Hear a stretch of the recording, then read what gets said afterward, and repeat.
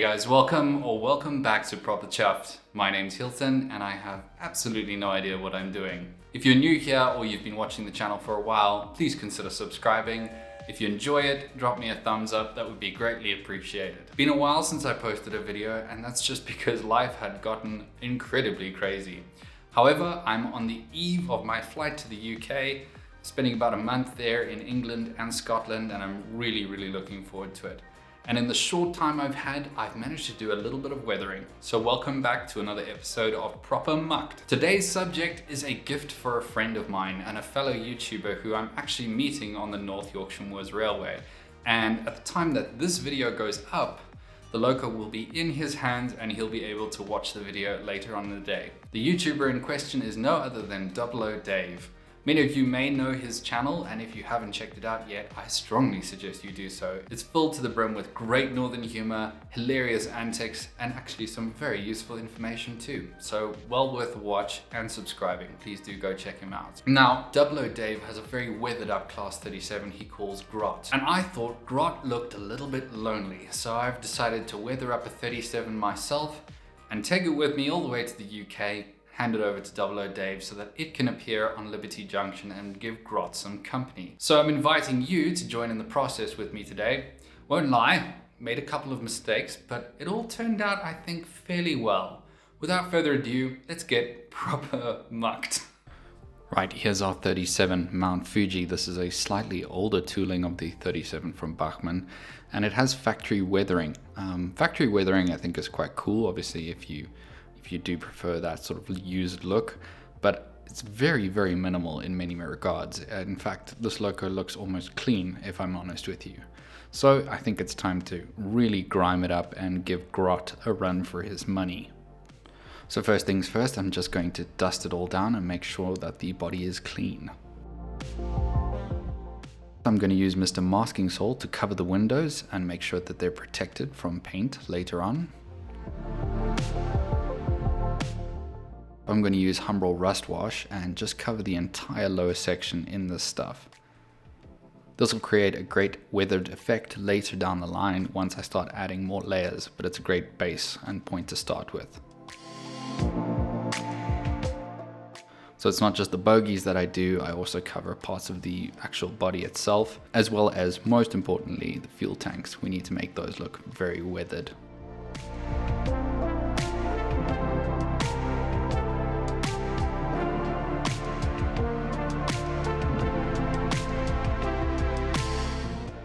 The great thing is here we can dumb down any of these sort of streaks a little bit later down the line, so I'm just going to kind of go a little bit crazy, cover up some grills all along the parts of the locomotive where dirt and grime would be picked up the most.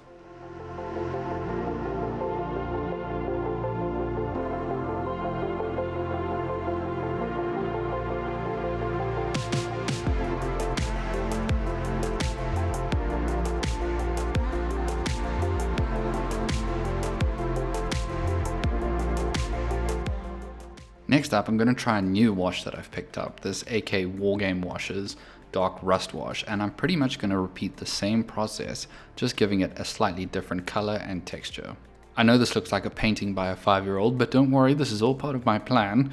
I'm covering all of the panels and opening and closing joints of the locomotive to make sure that they've got this rust color, and then I'm going to dial it back a little bit later. Where it's a little bit too severe, I take a tissue and dab away the excess.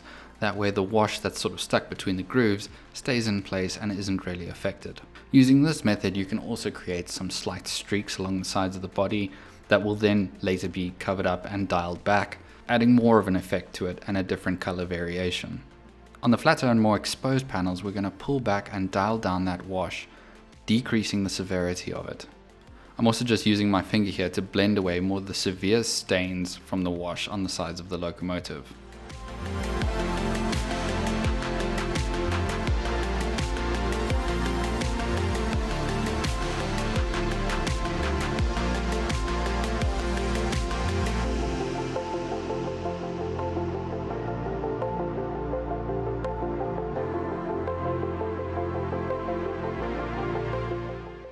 Next, onto one of my favorite parts, Tamiya panel line accent color, and I'm going to go over all the grills and small spots where I feel like grime and especially darker dusts would collect.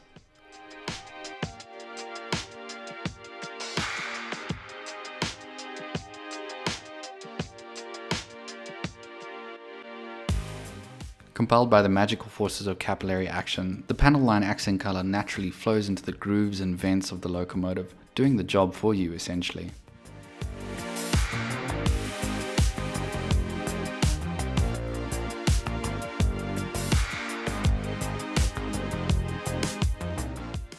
Right, she's looking really grimy at this point, and I'm enjoying the direction that this is going in. But something's drawing my eye, and that is the roof of the locomotive. So let's get a wash on there too. Using the same AK Wargaming rust wash, I'm going to just slather the roof in this stuff. Got a massive dollop just streaking down the side there. Not to worry, I'll make that all part of the feature when it's done.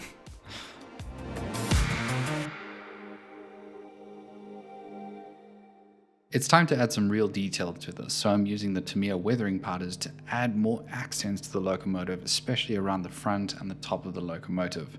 I'm also going to use it along the sides of the body to create more severe streaks.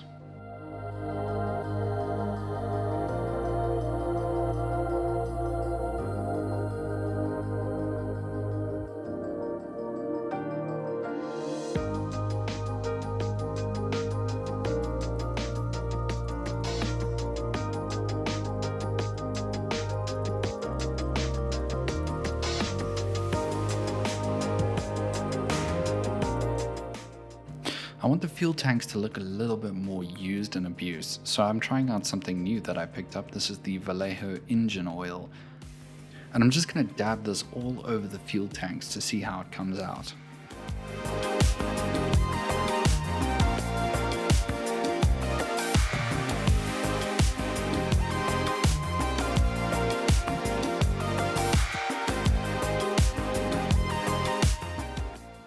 It leaves some nice streaky, moist looking oil stains on top of the fuel tanks, so I'm pretty pleased with that overall.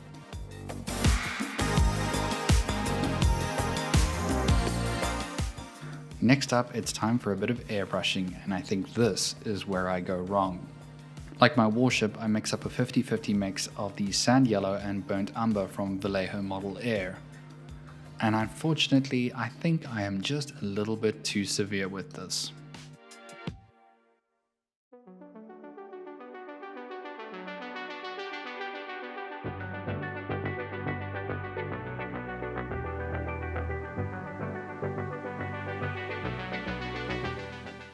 After I'd finished the first base coat of airbrushing, I wasn't quite happy with how it was looking. It was probably a little bit too severe, and I thought I needed to dial it back and tone it down, so I dipped a paintbrush in water and just ran it down vertically along the sides of the body to kind of pull back those paint layers and leave it a little bit cleaner than it was previously.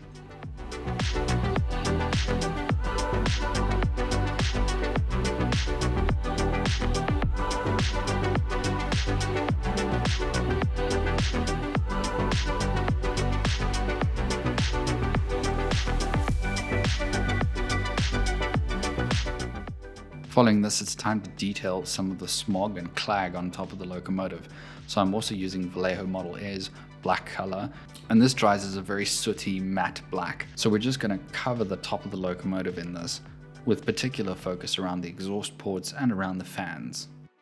Okay, so admittedly this looks a little bit different. I decided that after I had airbrushed the exhaust fumes that the weathering overall was just too severe. So I dialed back a lot of the weathering that I had done on the sides of the locomotive. I did this with a cotton bud dipped in water, and as you can see, I left certain areas a little bit more weathered than others.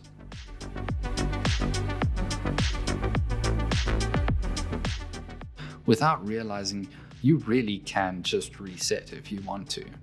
I've pulled out the weathering powders once again to create some more notable streaks and detail on the side of the locomotive, and in a few of the reference images I saw that a lot of the vents around the sides of the locomotives are often in a sort of brown rusty color after they've been used for a very long time and not maintained too well. So I'm trying to replicate that effect here with the weathering powders.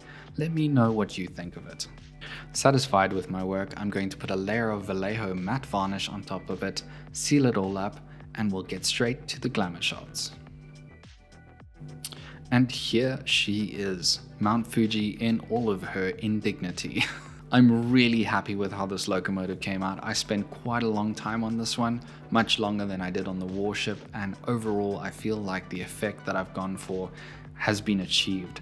We've got a very dirty, grimy looking locomotive, and I think she's going to be right at home at Liberty Junction on 00 Dave's layout. Speaking of Dave, you're probably receiving this locomotive on the day this video goes live, so I hope you enjoy watching me mess up this locomotive just for you. I hope that she'll be a good companion to Grot and that she'll serve you well at Liberty Junction. If you haven't checked out 00 Dave's channel, please do.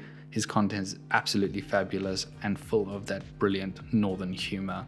It's always quite scary when you're making something for somebody else, especially as a gift, and you essentially want that gift to appear on their channel, which, you know, gets a lot of coverage actually. So I'm hoping it's up to Dave's standards, and I'm hoping that Mount Fuji will be a welcome new member at Liberty Junction. There's going to be a little bit of a drought in terms of videos for the next 3 weeks at least, while I'm across in the UK and visiting England and Scotland and doing all these sorts of crazy things and getting inspiration for the next layout. I know many of you have been wondering where the next layout is, and it's actually right behind you, but I'm not going to show you it right now. It's actually all set up.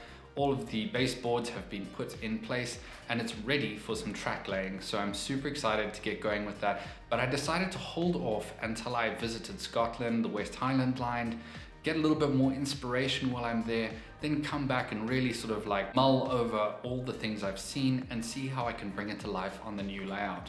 So I'm looking forward to sharing that with you very soon, but there's going to be a bit of a drought for the next couple of weeks. Please do bear with me and don't go anywhere because I will be back and better than ever. I've also got a fair amount of locomotives to pick up from over in the UK, so looking forward to that. Anyways, you guys keep well for the next couple of weeks, keep your engines fired and stay on track, and I'll see you very soon. All the best.